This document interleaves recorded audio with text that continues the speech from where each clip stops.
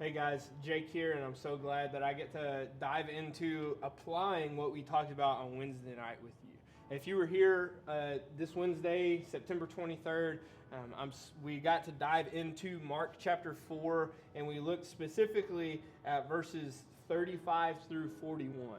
And anybody that's been in church their whole life, this is a really story that we know well. A story that we started learning about when we were like 3, but what does it mean? How do we change our approach to life? How does this affect who we are? How does this show us more of who Jesus is? I think it's really awesome story. It shows us so much about not only the power that Jesus has in the world, not just his power over this physical earth that we live in, but also his power over everything, over our minds.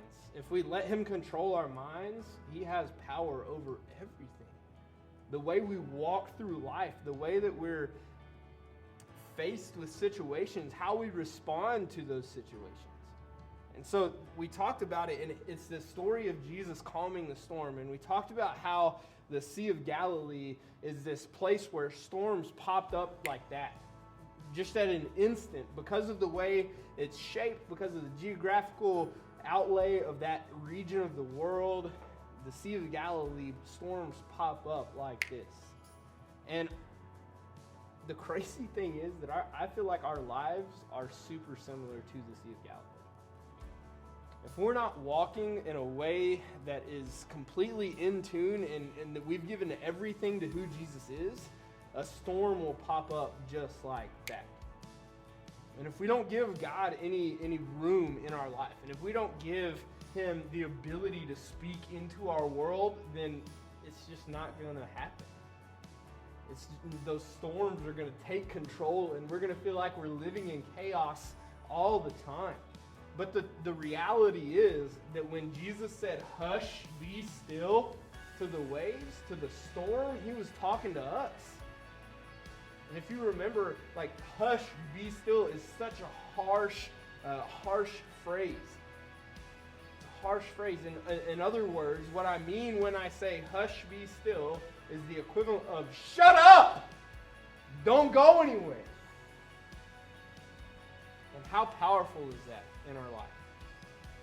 How powerful is that when we picture Jesus isn't talking to the physical storm that's going on right there, but we picture it as Jesus talking to that moment of life that we're in. Some of us drown in seas of depression. Some of us drown in seas of anxiety, or wrapped up in our feelings.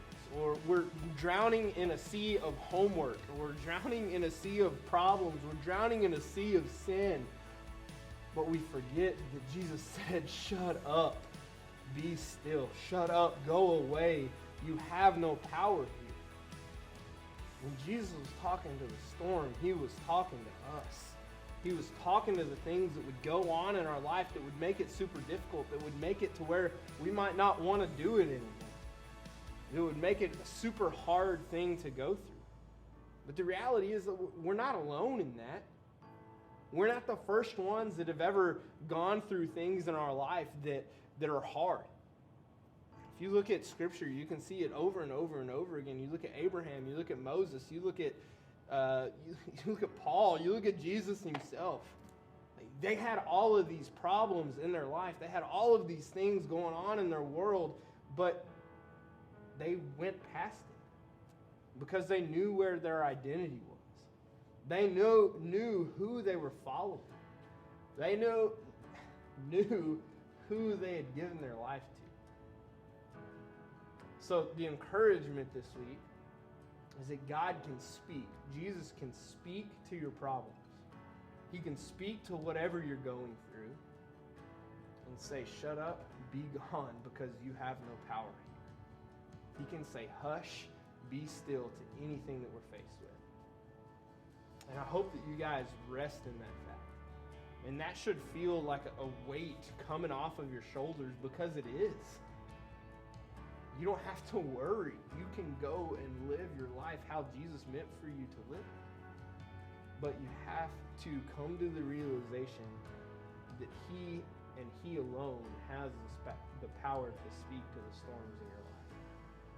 So a couple of questions that I want you to ask yourself as you go throughout this week, as you go throughout this time of uncertainty, as you go throughout this time of continual change, as you go throughout this time of whatever it is, a couple of questions that you need to ask yourself. Number one, do I believe that Jesus has the power to stop what I'm going through?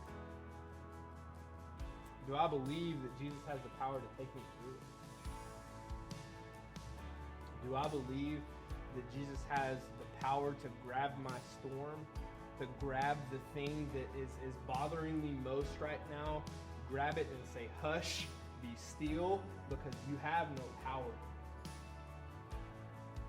Imagine Jesus taking your problem, crumpling it up like a piece of paper, and throwing it in the trash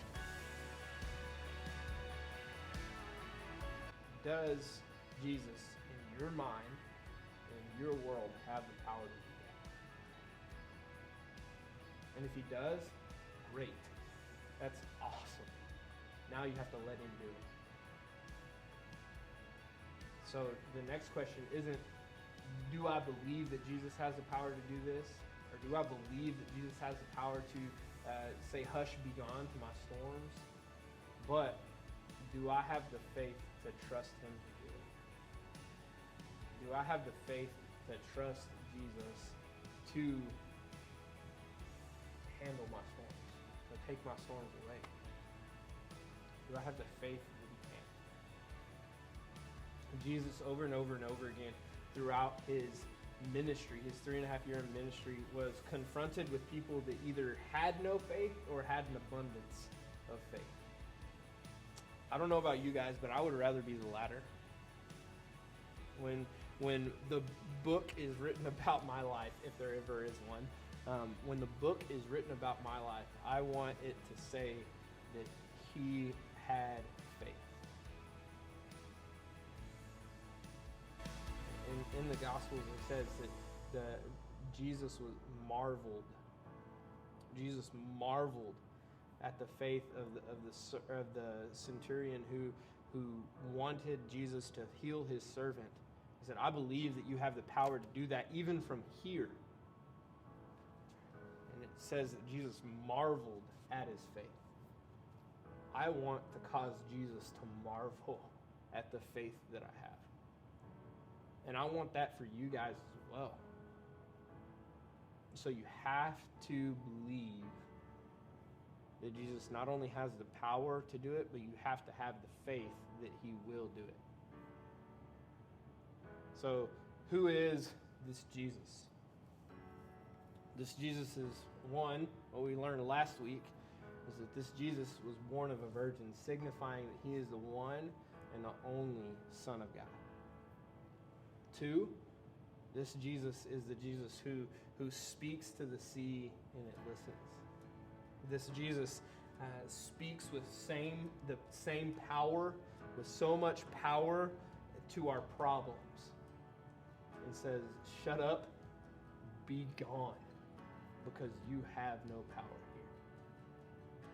I hope this encourages you. I hope it challenges you to walk through this week in a different way, to face the problems going on in your life right now in a different light.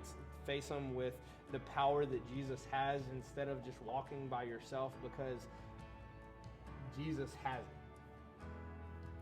So trust in that, believe that, walk in that this week, and I can't wait to see you guys on Sunday.